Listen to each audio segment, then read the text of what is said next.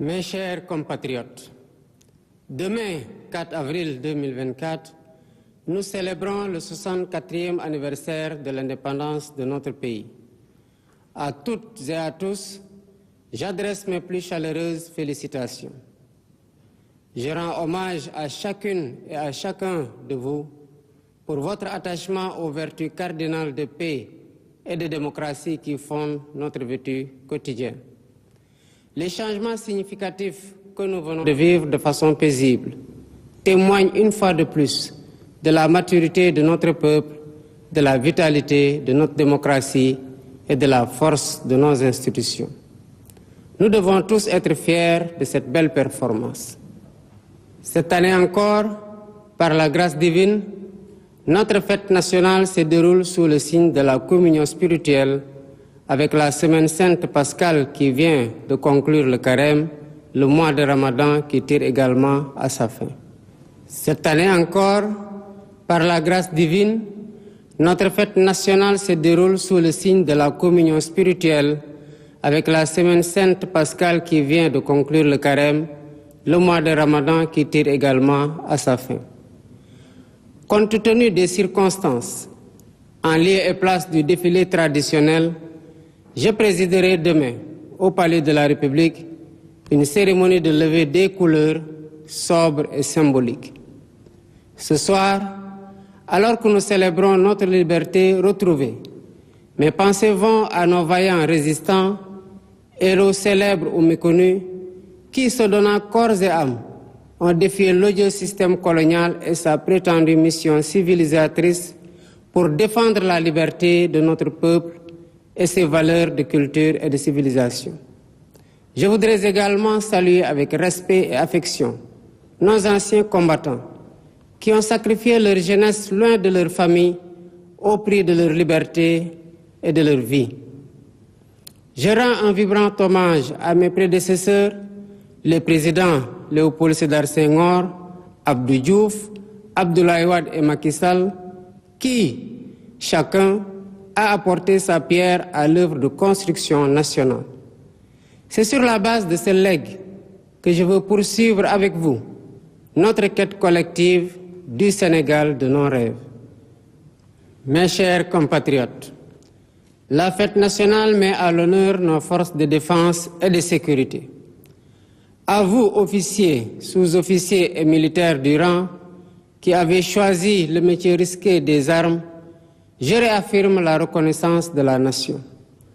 Je vous exprime ma fierté, mon soutien et mon entière confiance dans vos missions au service de la patrie, de la paix en Afrique et dans le monde. Je salue la mémoire de nos djambars tombés au champ d'honneur et souhaite prompt rétablissement aux blessés. L'État restera toujours solidaire de leurs familles avec soin et compassion. Le thème de cette édition, les forces armées au cœur de la cohésion nationale, nous interpelle par son actualité et sa pertinence. Il nous rappelle qu'au-delà du cérémonial, la fête nationale est surtout l'occasion d'une introspection individuelle et collective sur notre commun vouloir de vie commune. Nos forces de défense et de sécurité, sous le concept armée-nation, symbolisant la diversité et la cohésion de leurs composantes socio-culturelles, nous offrent un bel exemple de ce que doit être le vivre ensemble sénégalais. En tant que chef suprême des armées et garant de l'unité nationale, je suis déterminé à préserver notre vivre ensemble, hérité de nos ancêtres, parce que nous n'avons qu'une seule patrie, le Sénégal, notre abri commun, que nous aimons tous, qui ne commence pas par nous et ne finit pas avec nous. Dans cet esprit, mon rôle, et je l'assume pleinement, est de tendre la main à toutes et à tous pour rassembler, rassurer, apaiser et réconcilier afin de conforter la paix, la sécurité et la stabilité indispensables au développement économique et social de notre pays. De l'Est à l'Ouest, du Nord au Sud, je souhaite que notre cher Sénégal reste uni et indivisible, en paix, en harmonie avec notre devise nationale, un peuple, un but, une foi. Nous le devons à nous-mêmes, nous le devons à nos enfants, nous le devons aux générations futures. C'est pourquoi notre vibrante jeunesse, cœur battant de la nation, restera au centre de mes préoccupations. Chers jeunes du Sénégal, je fais mien vos rêves, vos aspirations et vos ambitions légitimes de réussir pour être utile à vous-même, à vos familles, à vos communautés et à votre pays. L'éducation, la formation au métier, l'emploi, l'entrepreneuriat des jeunes et des femmes restent des défis majeurs à relever. J'en ferai une priorité élevée des politiques publiques en concertation avec le secteur privé. Nous devons à cet effet revisiter les mécanismes existants, les améliorer et les rationaliser afin qu'ils répondent mieux aux besoins d'emploi et autres activités génératrices de revenus pour les jeunes. Pour encourager la création d'emplois, je compte m'appuyer sur un secteur privé fort parce que soutenu par l'État. Sur la base de nos besoins prioritaires, nous travaillerons ensemble pour endogénéiser notre économie. Bien entendu, le secteur privé international aura son plein rôle à tenir. Les Sénégalais sont braves, mais ils sont fatigués et attendent de nous des solutions contre la vie chère. La question du coût de la vie me préoccupe particulièrement et retient toute mon attention. Dans les jours à venir, des mesures fortes seront prises dans ce sens, après les concertations que j'entreprendrai avec les acteurs concernés.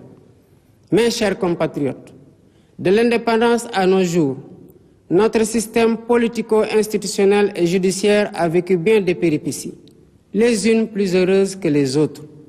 64 ans après, le moment me semble venu de tirer les leçons de nos réussites et de nos échecs pour une gouvernance publique plus moderne, plus républicaine et plus respectueuse des droits humains.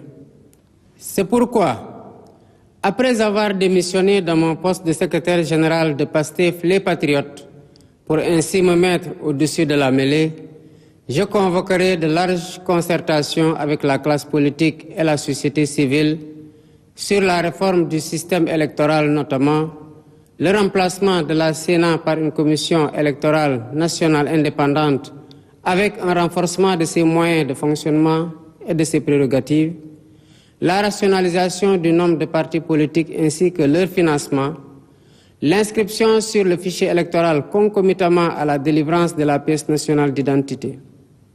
Par ailleurs, pour redorer le blason de la justice, lui redonner le prix qu'elle mérite et la réconcilier avec le peuple au nom duquel elle est rendue, j'entends organiser des assises regroupant les professions du métier, magistrats, avocats, huissiers, greffiers et autres auxiliaires de justice, les professeurs d'université et les citoyens pour identifier des pistes de solutions aux problèmes de la justice.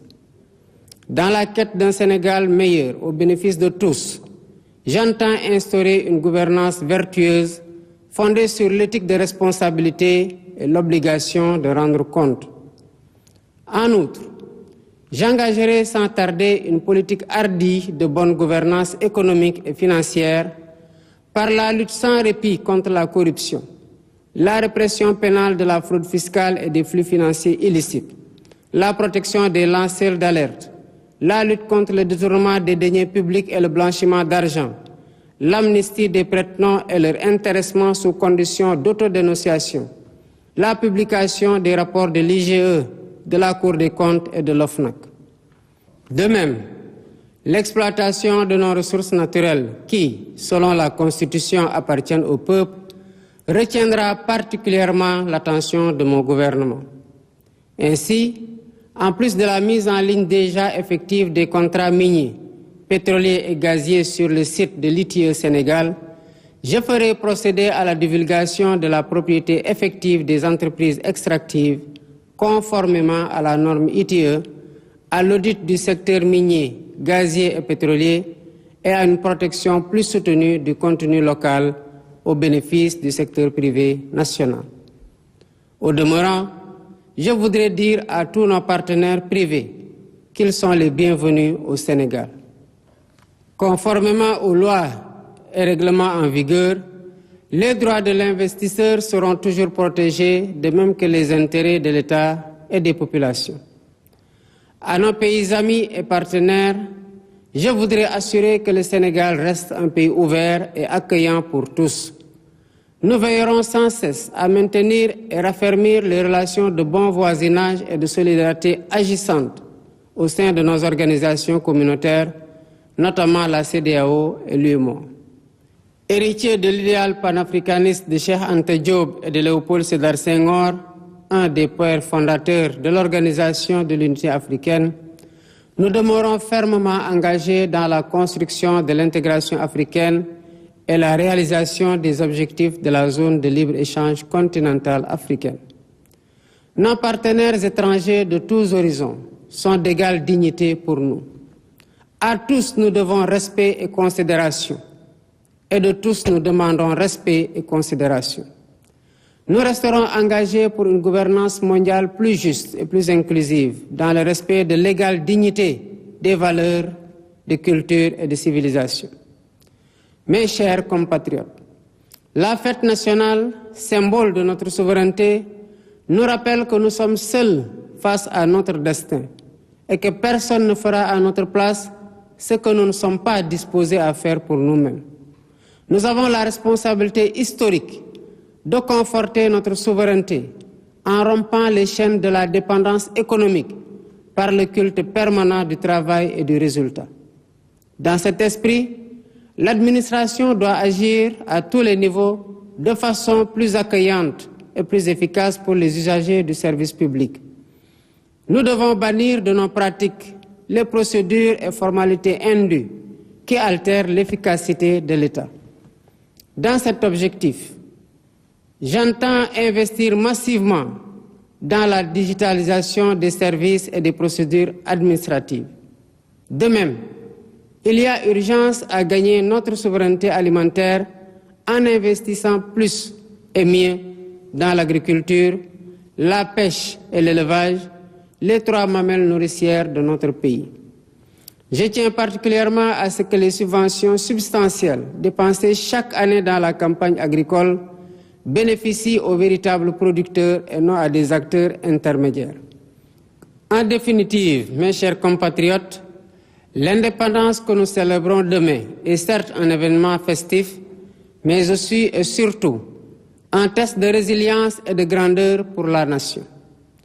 Notre mérite et notre honneur, c'est de réussir l'épreuve en affichant une confiance résolue en nous-mêmes pour vaincre nos peurs et nos doutes, surmonter les obstacles devant nous et poursuivre ensemble notre marche solidaire vers notre destin commun, main dans la main, épaule contre épaule.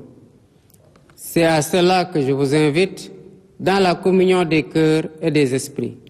Vive le Sénégal en paix et en sécurité, unis, libres et prospères. Bonsoir.